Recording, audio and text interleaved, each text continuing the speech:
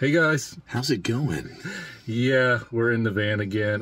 It's very true. We're going to have to put a pause on our 7-part series that we've been talking about, the creation saga. I know we were at part 4. Next week we will talk about the curse of the serpent. But stuff has hit the fan in Israel, and so we're going to have to talk about it. It's more important. Every time we get going on a good series, we think we're going to be able to have pre-recorded content that control things. Yeah. Then the world goes to crap. Sorry, my French. We are in the van, the Faraday van. That's right. You know that things are important in that because it means we have quick time constraints. Yes, right. We don't want to be followed. We don't want to get shut down. In fact, this one may be of such a level that if you can look behind me, that's the second Faraday van. In case they find this one, I'm going to jump in that Faraday van. Separate directions. This is intense. I even got my Sasquatch shirt on. If they can't find him, they can't find us in the van. But this time, what's going on is in Israel, and maybe some of you have seen on the news. Some of the places like CNN, our favorite place. But protests have been going on, and in case you heard one side of the story, we want to tell you the side of the story that's probably more accurate from the boots on the ground friends that we have there. That's right, because whenever you hear the word protests in the news, you know that it's not protests, it's chaos. There's looting, vandalism, burning down. Whenever they say, oh, look at those mob going around, it's peaceful Christians telling people about Jesus. So we know there's poo hitting the fan right now because of that perspective. And since we're here and not there, we are getting messages and updates from our friends that are there on the ground so that we can keep you all aware. Actually, our production crew is there in Israel right now. And so we're hearing all these more messianic Christian perspectives, even from Jews that live there, and it's quite different from the picture that's being painted by these news organizations that have an agenda that they want to fulfill. And so to back up for 3 seconds, in case you haven't seen anything at all, and you're like, what is going on in Israel? Let's tell them what's happening. It involves Prime Minister Netanyahu. Okay, so what has happened is there was a dismissal of the Defense Secretary, whose name is Yoav Gallant, and immediately when that happened, people said that Netanyahu is trying to form a dictatorship. He's trying to take over the government and push his agenda, which is judicial reform. And that's what all this chaos and hubbub they claim is really about, is judicial reform. You know, who gets to select the judges, who's on the Supreme Court.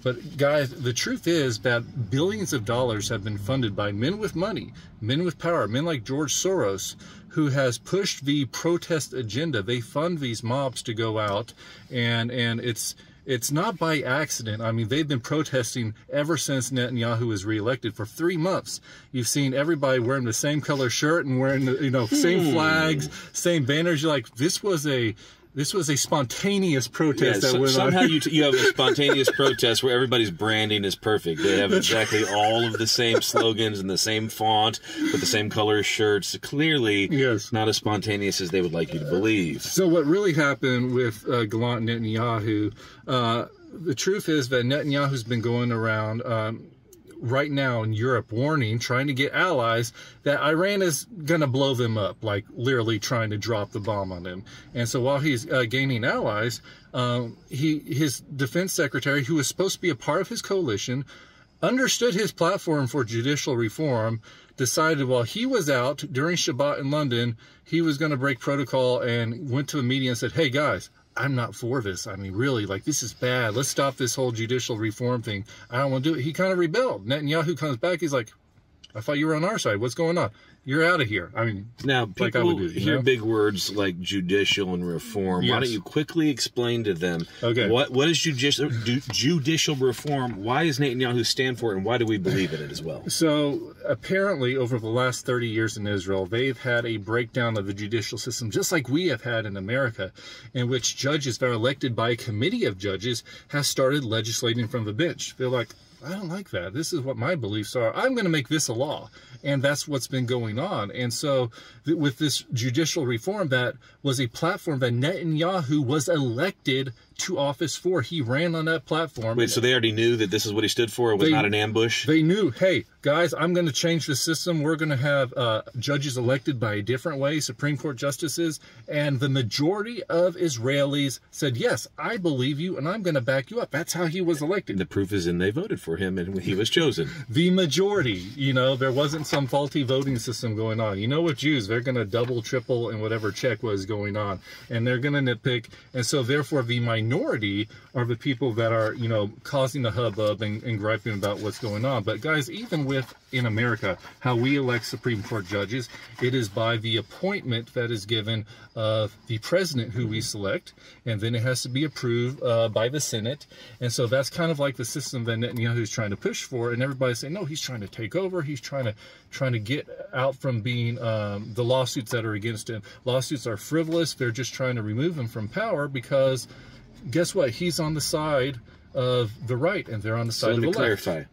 Netanyahu wants to prevent judges from being able to decide by themselves who's going to be a new judge and who's going to make new rules. He wants an approval process, and check and balance. Which is what everybody needs. And there's too much power play with people who have money who can give that money to the judges and get what they want enacted. And so that's only the first layer of what's going on. Now, what's happening with the military? So with the military, you know how young people can get easily influenced, you know, whether they're in school, they're in college, and what their higher-ups, their authorities say, this is bad, this is evil, and they can get that agenda pushed. Well, right now, the agenda that's being pushed to these reservists, everybody has to be a reservist in Israel. You're 18, you have to serve your time, you have to be ready in case, you know, man or woman, the enemy comes. A reservist is everybody over the age of 18 who has to serve their time. They have to serve their time. And they have to show up for duty. They have to do their job. But the agenda that's being pushed is saying, hey, if you don't support our government, if you don't like what they're doing, then don't show up for work, basically. And that's what they've been doing by the hundreds for weeks. Kids have not been showing up for their positions. And we're talking about military intelligence officers. And this kind of agenda is even being pushed by their generals. So imagine, you know, in our government, say if your general is going against the directive of their commander-in-chief and saying, hey guys, don't listen to what commander-in-chief says, this is what we're going to do. That's called a military coup. You know, that leads to banana republics and third world countries and civil war. And I tried to buy clothes at Banana Republic, but they didn't fit me because they're made for very skinny people. Guys, let's put this into some more perspective for you right now. You may be sitting somewhere in America, you probably are, and for you thinking that if some reservists didn't show up, it wouldn't be a big deal. But Israel is smaller than New Jersey. That's right. And their borders completely are surrounded by other states and other groups that are focused on annihilating them. Yes. So the second that a sense of weakness is shown to the world or to their enemies, the first thing their enemies want to do is attack when Israel is weak, so that they have a chance of defeating them. And so this is more of an issue of saying we are now showing weakness because they are showing the world that Israel's army is no longer unified. That's right. And at any point it might break apart, and now we need to pounce on them. And to back this up, there's been 24/7 news coverage from Arab countries broadcasting live in Israel saying, hey guys, look at this. This is what we've been waiting for. They're killing each other off. Let the Jews destroy each other. And then when they're done, we'll come in and we'll step in and push them off into the sea. And that's what they want. And we know biblically, Josh, that this is what it's all leading to. We know that there's 2 wars, I believe, that are coming up biblically to be fulfilled. We're not talking about the Battle of Armageddon. That's at the end of the tribulation. And no, the tribulation has not begun yet. No. But the Psalm 83 war, that has to occur first, Josh. And that war with these nations that are surrounding Israel, they're going to try to drive Israel into the sea. That war, I believe, has to happen first before the Battle of Gog and Magog to create that empty void for countries like Iraq, Iran, Turkey, and Russia to push through and try to annihilate Israel and take her land. And the conclusion of the Battle of Gog and Magog is that God sovereignly intervenes.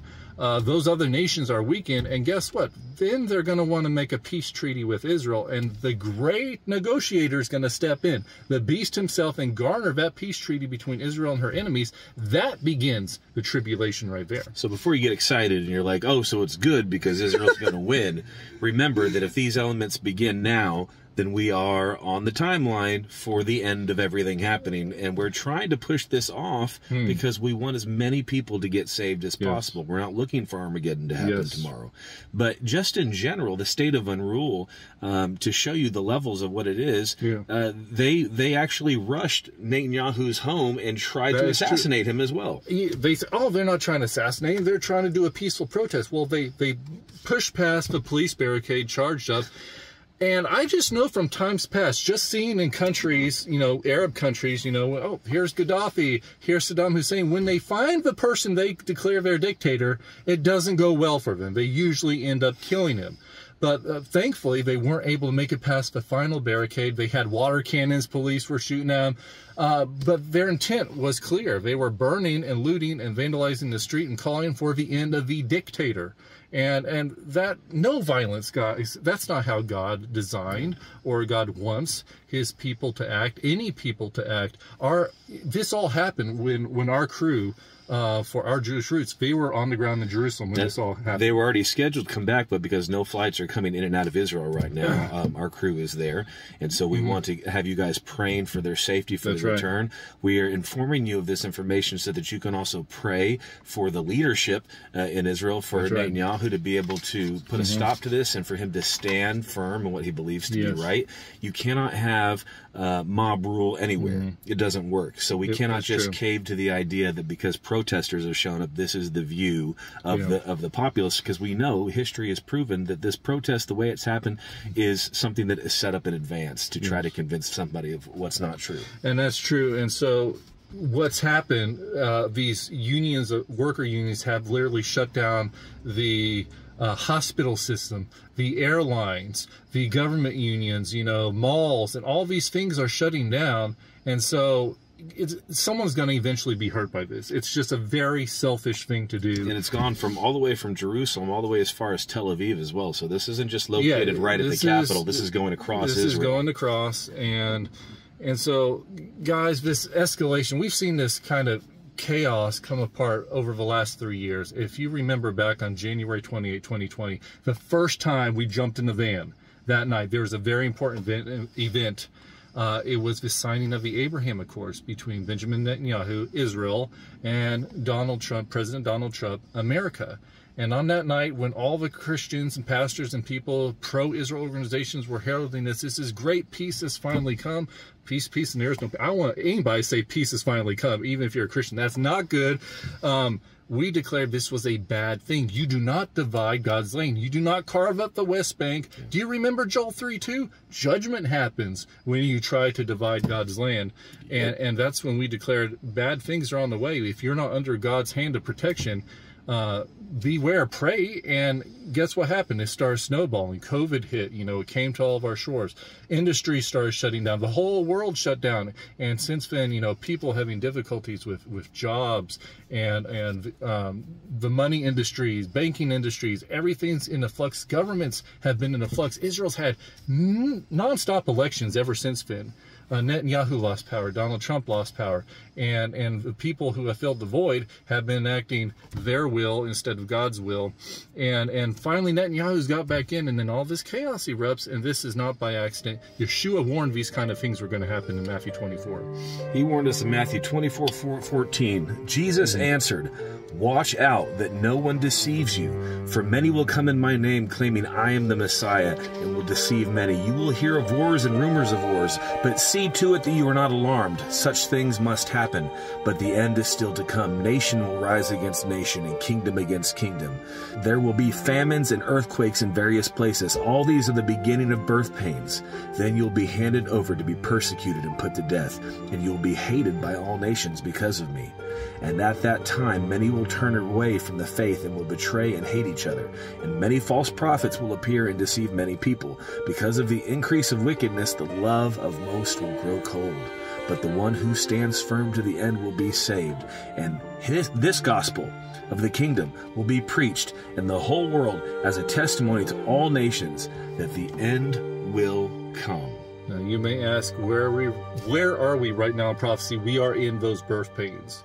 We are seeing the travail, the you know, all of nature groaning, waiting for the sons of God to be revealed, wars and rumors of wars. But when Yeshua spoke these things, it was to his disciples asking, what are the signs for your return? And Yeshua is talking about the fig tree Israel. He's saying, look at Israel to know what these signs are. So when we're seeing all these things, we're not looking to all the other nations for these things happening. When we see these things happening in Israel, like we're seeing today, we know Yeshua is coming soon. And the tribulation has not begun yet, guys. Like we said, specific events have to happen that are not allegory, that you cannot, try to symbolize and say this has already occurred. No, it has not occurred yet. We're waiting for our great and blessed hope for rapture. It's going to happen. Yeshua is coming soon for us, but we got a job to do before that happens. Remember, the enemy always works in distractions. This isn't really about judicial review. No. The enemy is always trying to get people distracted so that while we're distracted on the thing that he's getting us to look at, like a magician, he's sitting over here doing things with his left hand, and that's when you get surprised. So we have to be on guard. Yes. We cannot get caught off guard by headlines. We cannot get caught off guard by our emotions in these moments. We have to see through to the truth. We have to continue to pray for the clarity. Yes. Pray for discernment. Pray that the truth is emerges for all to see, and pray for those who are being used in this process to try to be manipulated for the bad purposes. And as you know from watching Our Jewish Roots all these years, Psalm 122 says, Sha'alu Shalom Yerushalayim. Pray for the peace in Jerusalem right now.